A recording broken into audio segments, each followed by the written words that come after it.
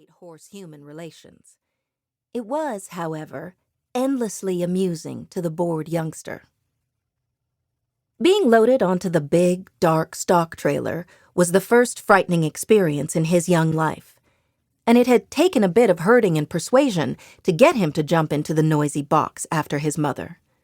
He had huddled near her side when the door banged shut behind them, and had trembled violently when the engine roared to life, making the darkness move beneath his feet. But he soon became accustomed to the swaying and bumping of the trailer, and, true to his nature, his fear had turned to mischievous curiosity by the time they had reached their destination. Such an interesting place they had come to. He could smell other horses, and lots of other animals.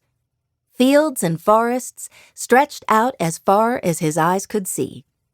This was a ranch of over 2,000 acres, with more green open space than he had ever seen. The spirited little soul was yearning to explore, but he soon realized that his dam was not able to follow. As adventurous as he was still very young and looked to his mother for safety, and so he turned his attention on the playmates close at hand. The human at his mother's head was interesting, a small, dark-haired woman with a strong voice and a feeling of leader, which was something he'd never noticed in these humans before. Surprisingly, she paid him little attention. She barely looked at him, and she didn't try to reach out and touch or scratch him like most of the other humans he had known. She didn't jump away as he approached her. In fact, she seemed to be ignoring him completely. His little stud colt heart took this as a challenge, and he decided that this human needed to know who was top pony here. Instead of running away when he sank his teeth into her, she spun and faced him, even taking a step toward him. For the first time in his young life, he didn't dare approach for another try.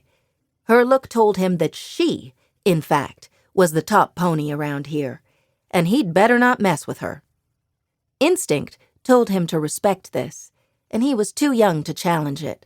He sniffed the air, gathering her scent, and watched her closely. He'd have to remember this one. "Let's just put them in the paddock here for now," E.W. suggested, ignoring Heather's tirade about the colt. "What on earth are we going to do with that sassy little thing?" Heather protested. "He looks like he's full of worms. He should have shed that shaggy baby coat by now. And don't even get me started on his attitude." E.W. watched him quietly as the colt explored the perimeter of the new paddock. If you looked past the grime and the wormy belly and the baby hair, there were fine, straight legs, a broad chest, a pretty head set on a well-formed, nicely arched neck, and intelligent, quick eyes. It was true, he did look a little worse for wear right now, but E.W. wasn't worried. He had the mare. The colt was not a big concern to him. "The colt's old enough to be weaned. I think we'll let them settle, then get him ready to go out with the other weanlings right away. He'll make a decent little roping horse in a couple of years. He just needs good pasture and time to develop. He'll be nicer than you think." Heather rolled her eyes.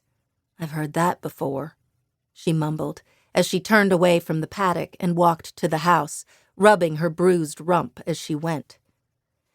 That evening, the mare was led to the barn, colt in tow, and into a roomy box stall, deeply bedded with sweet-smelling straw. E.W. quickly led the mare back out, and before the colt could follow, Heather closed the door. The mare was instantly upset, attempting to return to her young son, but E.W. coaxed her away from the barn and to a pasture as far from the area as he could take her. Inside the barn, all hell had broken loose. At first, the colt had simply stood, statue still, straining to hear his mother's voice.